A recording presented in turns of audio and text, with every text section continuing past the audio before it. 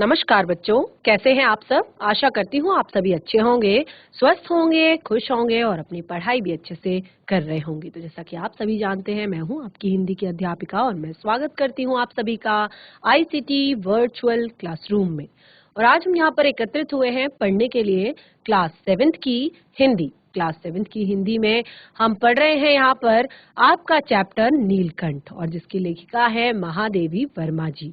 तो जैसे कि आपका चैप्टर का नाम है नीलकंठ, तो यहाँ पर अभी तक पाठ को पढ़ते पढ़ते हमें 2 सेशंस हो गए हैं और आप समझ चुके हैं कि ये जो पूरा चैप्टर है लेखिका जी ने अपने पशु पक्षी प्रेम को व्यक्त करते हुए लिखा है कि किस तरह से उन्हें पशु पक्षियों से प्रेम है और उनके घर पर एक चिड़ियाघर है जहाँ पर उन्होंने बहुत अलग अलग तरह के पशु पक्षियों को रखा है, जैसे कि खरगोश है, मोर है, तोता है, कबूतर है और बाकी बहुत सारे जीव जंतु। तो इस तरह से हमने इस पाठ में अभी तक यहाँ पर काफी कुछ पढ़ लिया है। और यहाँ पर जो पाठ मेनली जो चैप्टर का नाम है नीलकंठ, ये एक मोर के नाम पर रखा हुआ है। उनके घर में उन्होंने 2 मोर शावक वो लेकर आई थी, उन्होंने उन्हें पाल पोस कर बड़ा किया और उनके एक तरह से जिस तरह से वो दोनों दिखते हैं उन्हीं के आधार पर उन दोनों का नामकरण भी किया। जो मोर है यानी कि जो मेल आपका मोर है, उसका नाम उन्होंने नीलकंठ रखा और जो उनकी फीमेल जो मोरनी है उसका नाम उन्होंने राधा रखा हुआ है। तो किस तरह से यहाँ पर जो मोर है, नीलकंठ है, वो अपनी भूमिका निभा रहा है उस चिड़ियाघर में, यानी कि एक नेतृत्व कर रहा है पूरे जानवरों का, साथ ही एक संरक्षक बना हुआ है और साथ ही राधा उसका किस तरह से साथ देती है अपने इस पूरे चैप्टर में हम वो पढ़ रहे हैं। तो आगे कंटिन्यू करते हैं अपने चैप्टर को, क्या कुछ होने वाला है आगे। और साथ ही अगर चैप्टर हमारा यहाँ पर कंप्लीट हो जाता है तो हम पाठ से जुड़े हुए प्रश्नों उत्तर भी डिस्कस करेंगे, क्योंकि लास्ट 2 सेशन से हम चैप्टर पढ़ रहे हैं। अभी तक काफी कुछ चीजें आपको समझ में आ चुकी हैं। चलते हैं स्मार्ट बोर्ड की तरफ, शुरू करते हैं अपने आज का सेशन। सभी बच्चे ध्यान पूर्वक पढ़ेंगे, साथ ही समझने का प्रयास भी करेंगे। तो देखिए, चैप्टर को हमने यहाँ पर जब हम रोज यहाँ पर पढ़ते हैं तो चैप्टर को हम बार बार यहाँ पर रिवाइज करते हैं। और देखिए, चैप्टर को हम यहाँ पर रिवाइज इसलिए करते हैं ताकि आप कनेक्ट कर पाएं कि क्या हमने अपने लास्ट सेशन में पढ़ा था और क्या कुछ हम अभी पढ़ने जा रहे हैं। तो देखिए, हमने यहाँ पर जो लास्ट सेशन में पढ़ा था वो हमने पढ़ा था कि किस तरह से यहाँ पर जो नीलकंठ है वो एक छोटे से खरगोश के बच्चे की जान बचाता है, कैसे उसको सांप के मुंह से छुड़ाता है, यानी कि सांप के मुंह से छुड़ाता है और सांप के टुकड़े टुकड़े कर देता है। और साथ ही हमने यहाँ पर राधा के बारे में भी हमने यहाँ पर जाना था कि किस तरह से राधा जो है वो नीलकंठ के नृत्य में उसकी सहभागी बनती है। तो यहाँ पर लेखिका के विषय में भी हमने जाना कि लेखिका कहती है कि जो नीलकंठ है उसे कैसे पता चल जाता है कि उनको उसका नृत्य पसंद है। और उन्होंने बताया कि वो जब भी उनके पास में जो भी विदेशी जो कुछ पर्यटक आते हैं, विदेशी जो कुछ मेहमान आते हैं, तो जब भी वो उनके सामने आता है, यानी कि नीलकंठ जो है उनके सामने आता है, तो नीलकंठ क्या करता है, अपनी जो नृत्य की भंगिमा होती है, यानी कि एक तरह से लेखिका कहती है कि उसने पता नहीं कैसे समझ लिया कि मुझे उसका नृत्य भाता है। यह तो नहीं बताया जा सकता, लेकिन वो कहती है वो अचानक मेरे जब जाली घर के पास, यानी कि जब भी लेखिका उस जाली घर के पास पहुंचती है तो वो झूले से नीचे आ जाता है और पंखों का सतरंगी मंडलाकार छाता बनाकर, आप देख सकते हैं, नृत्य करने लगता है। तब यह नृत्य भंगिमा नृत्य का क्रम बन जाती है। और वो कहती है कि जब उनके साथ देशी विदेशी अतिथि पहुंचते थे तो नीलकंठ अपनी इस मुद्रा को सम्मान पूर्वक समझकर अपने प्रति सम्मान पूर्वक समझकर वो इस मुद्रा को बनाता था और लोग उसको सम्मान पूर्वक समझकर विस्मयाभूत हो उठते थे। यानी कि लोग कहते थे कि ये हमें रिस्पेक्ट दे रहा है, सम्मान दे रहा है और बहुत ज्यादा आश्चर्यचकित हो जाते थे उसकी इस बात पर। और उन्होंने कहा कि कई महिलाओं ने तो उसे परफेक्ट जेंटलमैन की उपाधि भी दे डाली थी। और इस तरह से यहाँ पर वो उन्होंने बताया कि किस तरह से उन्हें वर्षा ऋतु, नीलकंठ और राधा को सबसे प्रिय ऋतु जो है वर्षा ऋतु होती है। आपने देखा होगा मोर कब नाचते हैं? मोर वर्षा ऋतु में नाचते हैं। और उन्होंने यहाँ पर बताया कि मेघों की उमड़ घुमड़, जब मेघ आते हैं तो वो मेघों की उमड़ घुमड़ की आहट जो है पहले ही हवा में पा लेते हैं और फिर केका करने लगते हैं, यानी कि किलकारियां करने लगते हैं।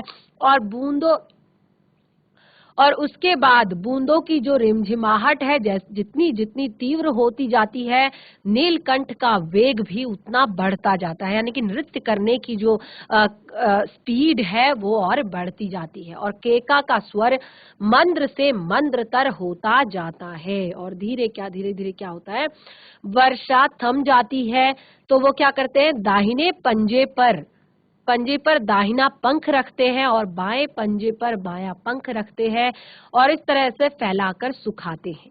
और कभी कभी वे दोनों एक दूसरे पंखों से टपकने वाली बूंदों को चोंच से पीकर पंखों का गीलापन दूर करते हैं। इस आनंदोत्सव की रागिनी में बेमेल स्वर कैसे बज उठा।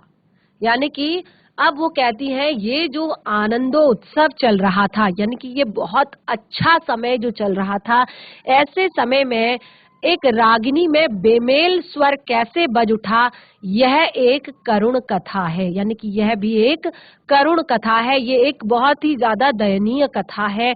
अब लेखिका आगे की बात कहती हैं। चलिए, इतना पार्ट हमने लास्ट सेशन पढ़ लिया था और अब हम अपने चैप्टर को आगे कंटिन्यू करते हैं। देखिए, अब आपके जो है बहुत ही करुण कथा है, बहुत ही करुणा यानी कि दया से भरी हुई कथा है, तो ध्यान पूर्वक पढ़िएगा। और चैप्टर का एंड भी ये है, तो इस तरह से लास्ट 2 सेशन से चैप्टर पढ़ रहे हैं, काफी कुछ आप लोगों ने सुन लिया है, समझ लिया है, तो इस पार्ट को भी ध्यान से पढ़िए। अंत में आपको चैप्टर के प्रश्नों उत्तर करने में कोई भी दिक्कत नहीं होगी।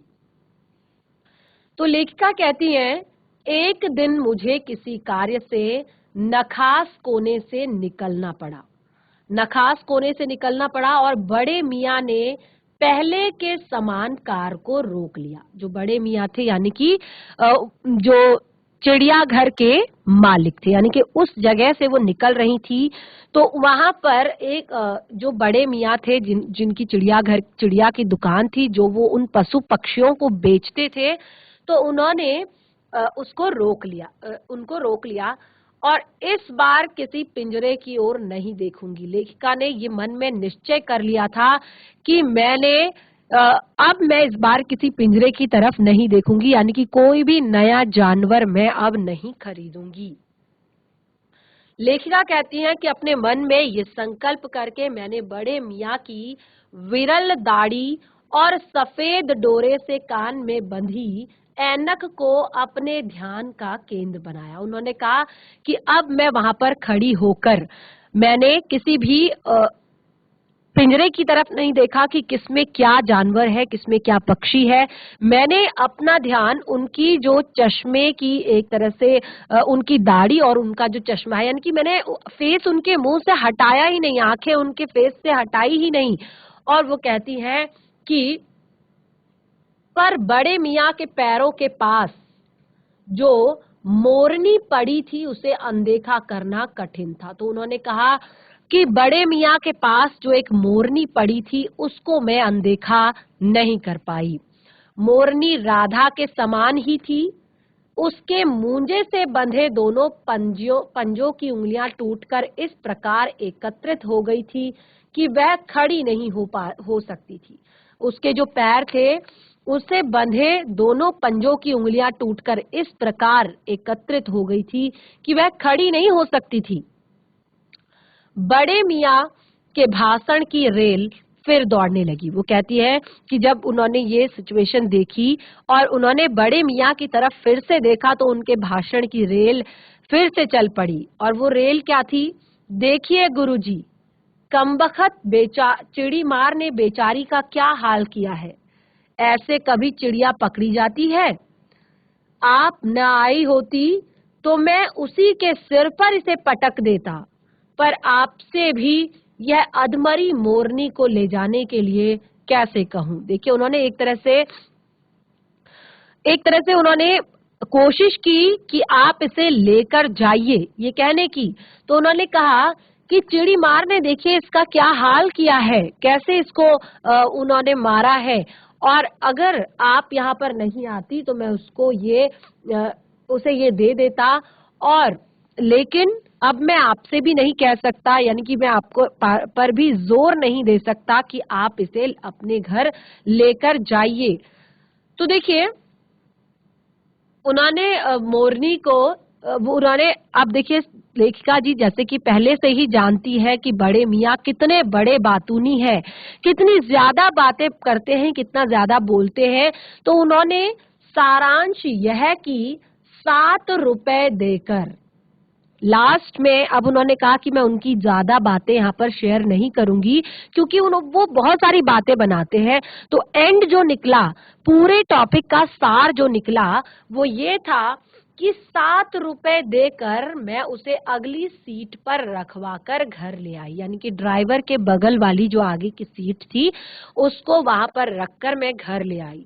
और फिर वो कहती हैं एक बार फिर से जो मेरा स्टडी रूम था, मेरे पढ़ने लिखने का कमरा था, अब वो हॉस्पिटल बन गया। यानी कि जो एक तरह से यहाँ पर घायल जो मोरनी थी, अब उस कमरे में उसका इलाज भी लेखिका कर रही थी।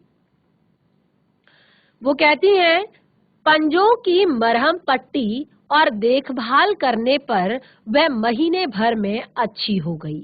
यानी कि पंजों की देखभाल की गई और मरहम पट्टी की गई, उसकी अच्छी तरह से देखभाल की गई, उसको प्रॉपर टाइम पे खाना पानी दाना दिया गया, तो वह महीने भर में ही ठीक हो गई।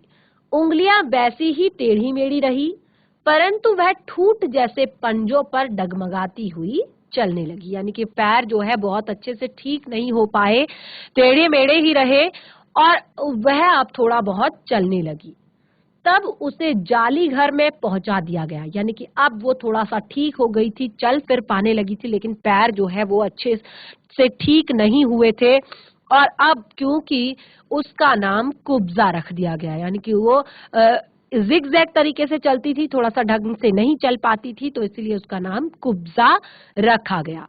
लेखिका कहती है कि नाम के अनुरूप, यानी कि नाम के अनुरूप ही यह स्वभाव से भी कुब्जा ही प्रमाणित हुई। यानी कि जैसे ही इसका नाम कुब्जा रखा गया तो ये स्वभाव से भी वैसी ही हुई। अब तक नीलकंठ और राधा साथ साथ रहते थे, यानी कि अब नीलकंठ और राधा जो है साथ साथ ही रहते थे, लेकिन अब कुब्जा उन्हें देखते ही मारने दौड़ पड़ती। यानी कि नीलकंठ और राधा को जब वो देखती तो वो क्या करती, वो अब उन्हें मारने दौड़ पड़ती।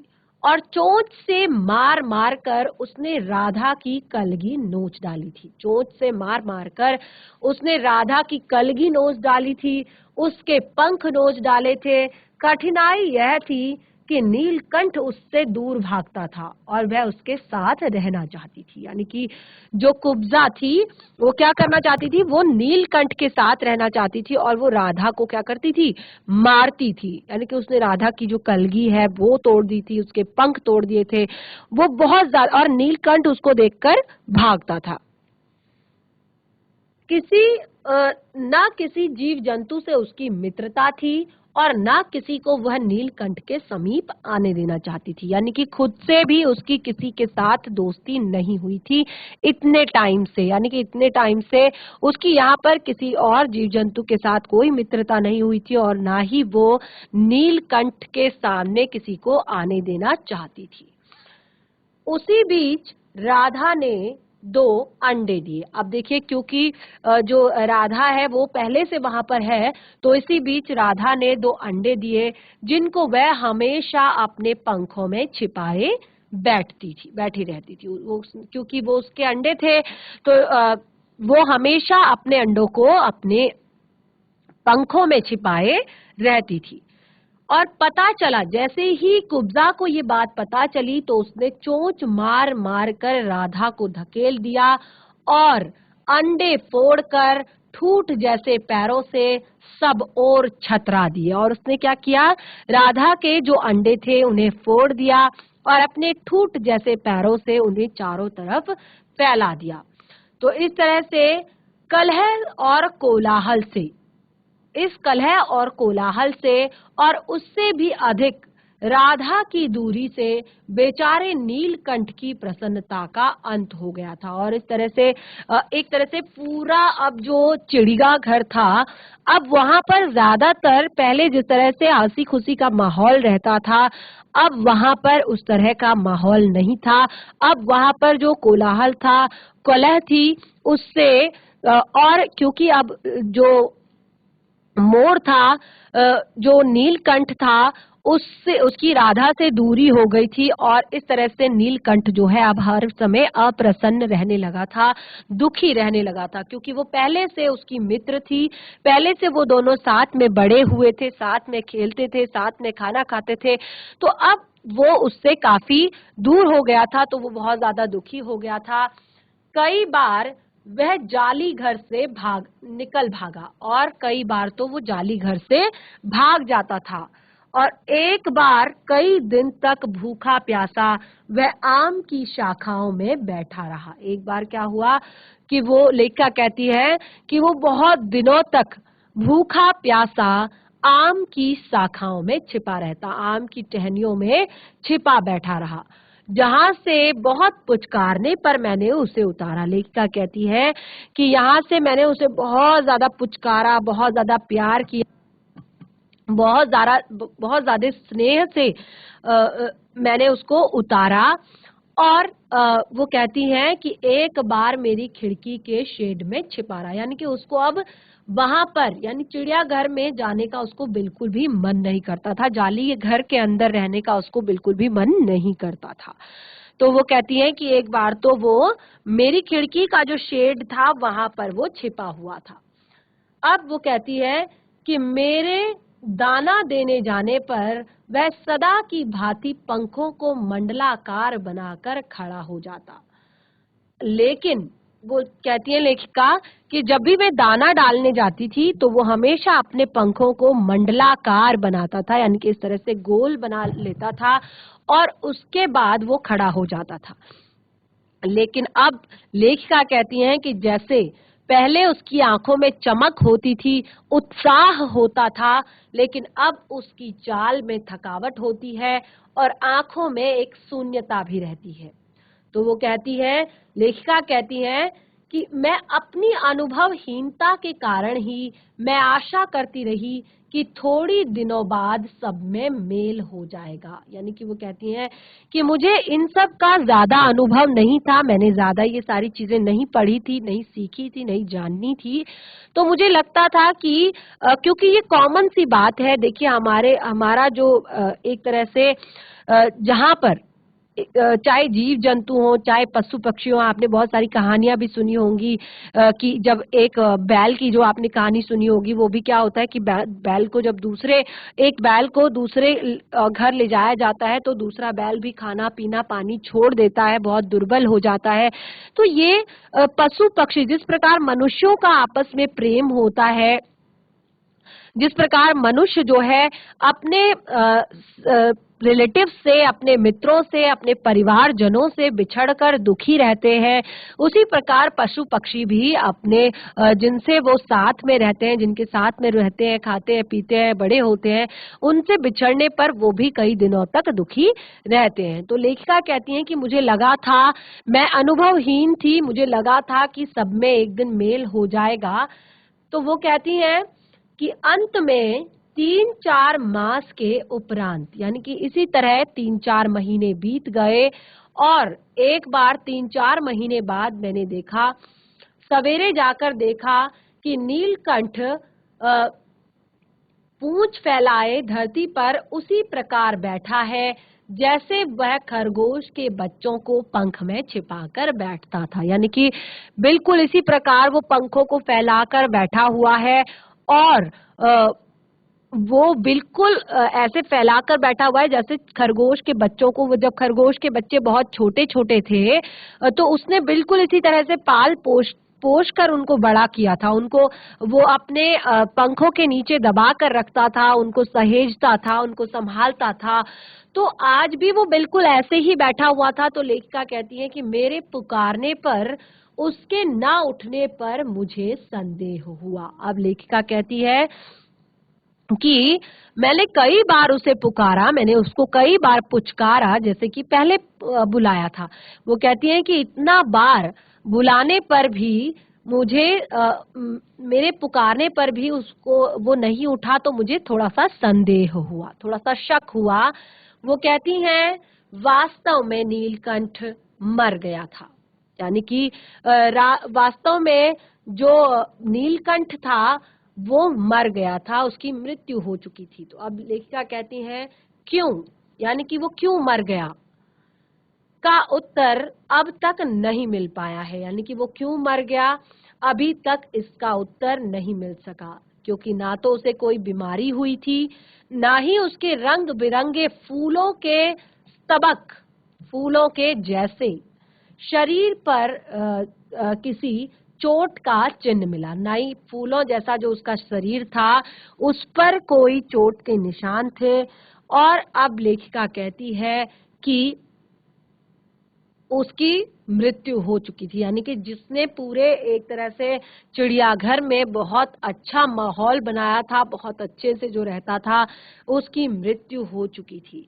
वो कहती हैं मैंने अपने शॉल पर लपेटकर उसको संगम ले गई। यानी कि लेखिका उसको अपने शॉल में लपेटकर संगम ले गई और जब गंगा के बीच धारा में उसे प्रवाहित किया तो तब उसके पंखों की चंद्रकलाओं से प्रतिबिंबित होकर गंगा का चौड़ा पाट एक विशाल मयूर के समान तरंगित हो उठा। वो कहती हैं जब मैंने उसे नदी में प्रवाहित किया तो उस समय उसके पंखों का, एक तरफ उसके पंख थे और दूसरे तरफ उसके पंखों की छाया पड़ रही थी। तो ऐसे दिनों में ऐसे तरह से पूरा जो गंगा का तट है वो ऐसा लग रहा था कि बहुत विशाल काय मयूर यहाँ पर है।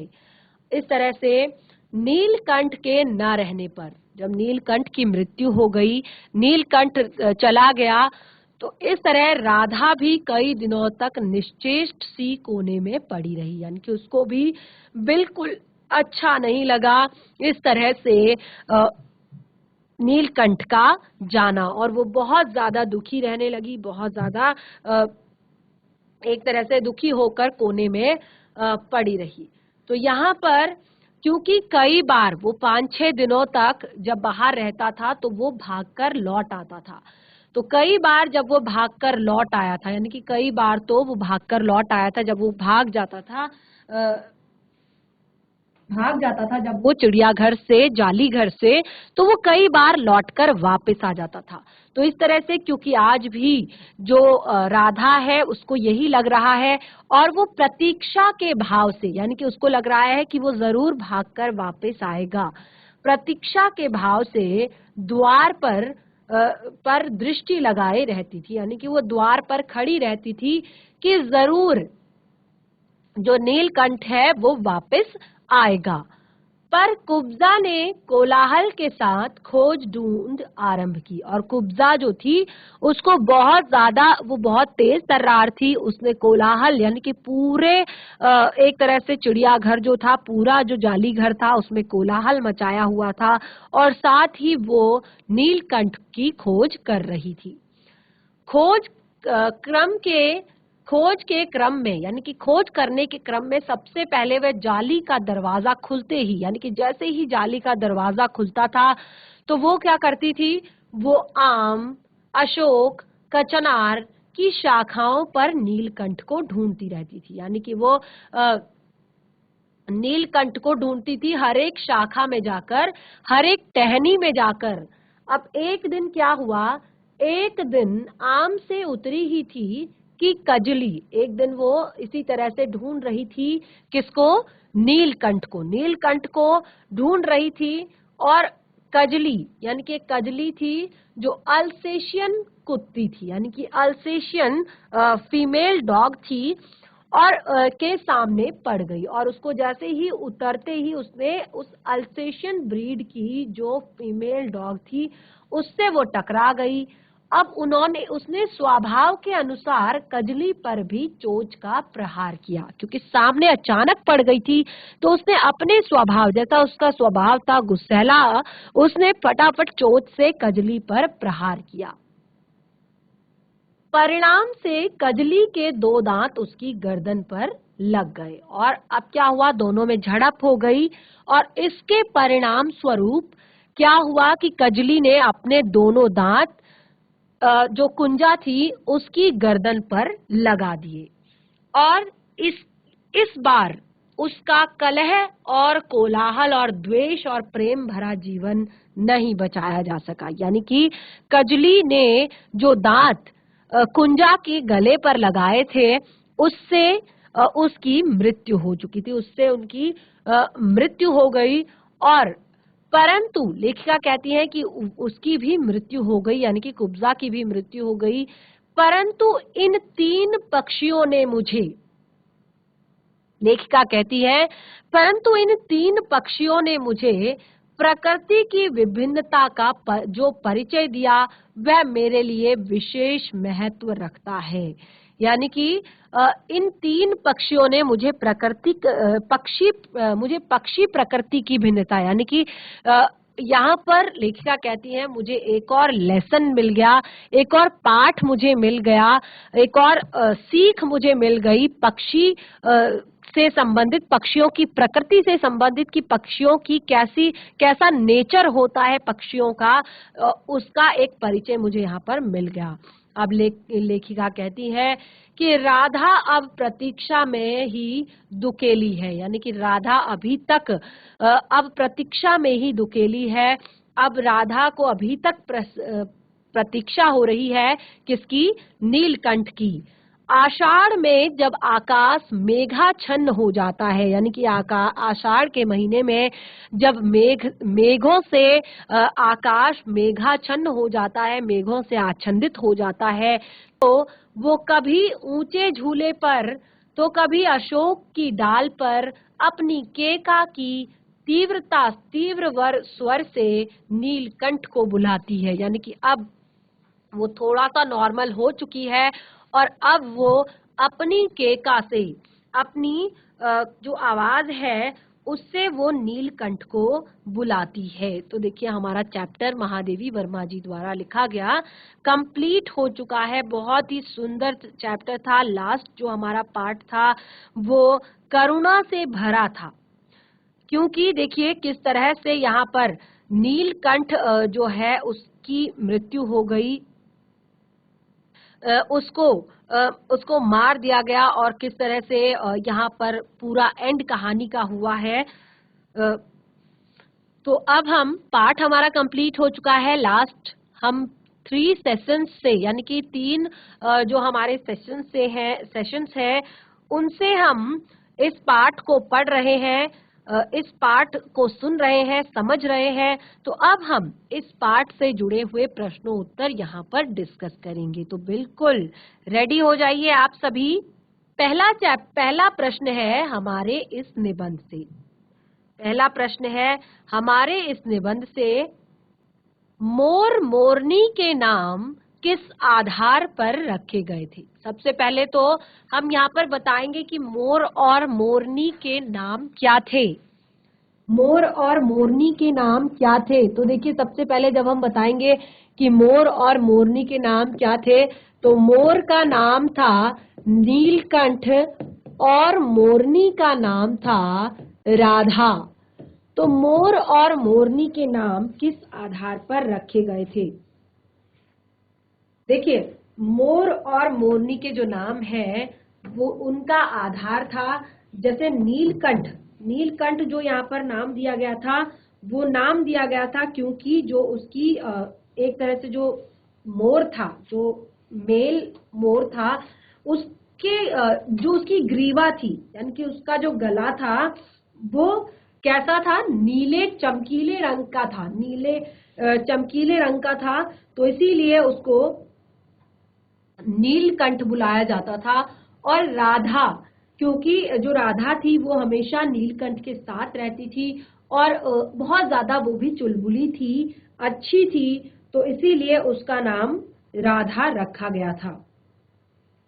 और आपने देखिए चैप्टर को पढ़ा है तो आप और भी अच्छे से आसानी से इसके उत्तर दे सकते हैं, अपने तरीके से इसके उत्तर दे सकते हैं।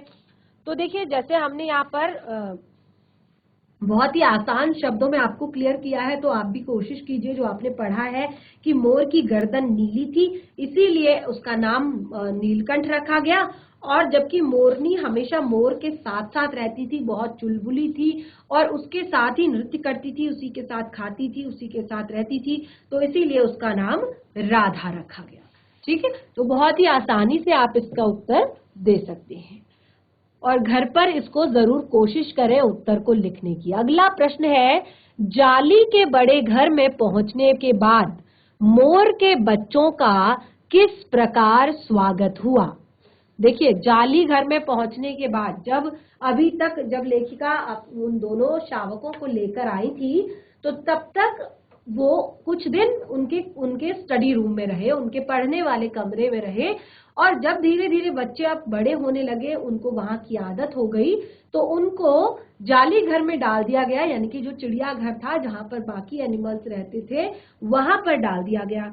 तो देखिए जाली घर में जाते ही जब उनको जाली घर में डाला गया तो वहां के जितने भी बाकी जानवर थे, बाकी पक्षी थे, वो कौतूहल बस, यानी कि बिल्कुल आश्चर्य से उन दोनों को देख रहे थे और इस तरह से खड़े होकर उनका वेलकम कर रहे थे जैसे नववधु को, यानी कि शादी के बाद जब नई बहू घर में आती है तो उसका वेलकम किया जाता है, नववधु की तरह उसके आगमन पर उसका स्वागत किया जा रहा था। जो लक्का कबूतर है वो नाच को छोड़कर गुटरगू गुटरगू गुटरगू करने लगा था और बड़े जोश से वो घूम रहा था, और जो बड़े खरगोश थे वो गंभीर भाव में खड़े होकर उन्हें देख रहे थे, जैसे बड़े बुजुर्ग होते हैं ऐसे।